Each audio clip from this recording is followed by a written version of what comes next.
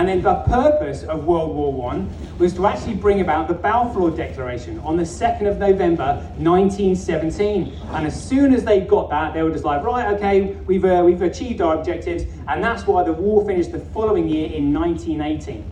But because they knew the war was going to finish in 1918, they were just like, right, well, how can we depopulate the planet even more? Well, let's start injecting our soldiers with a vaccine, sending them off to the front lines in Europe, and then lo and behold, they come back and start dying, but they call it the Spanish flu.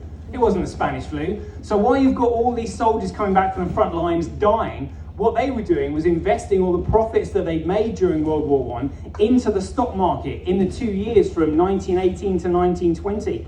It was then after that they used the power of currency creation from the central bank to then start stimulating the economy to create what we know as the Roaring Twenties. And to cover up what they were doing, that's when they brought in Prohibition.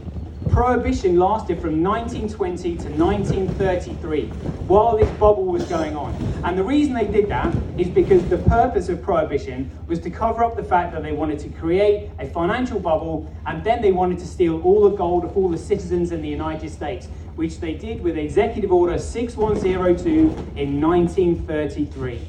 So what they've done is they've ploughed all the profits from World War I into the economy, created this massive bubble, and then rug pulled in 1929, triggering the Great Depression. And then they used all the profits they'd accumulated to scoop up all the economically distressed corporations in America. So that's what they were doing during the 1930s, just literally cleaning up, effectively playing a game of Monopoly. And they've all done this through the power of economics.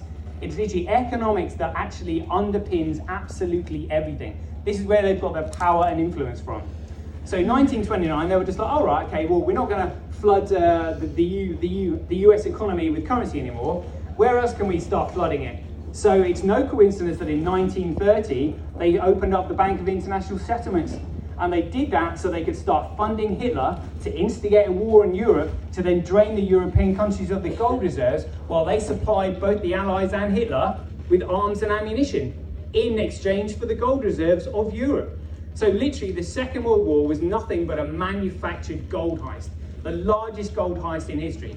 And the purpose of World War II was to bring about the Bretton Woods Agreement in 1944.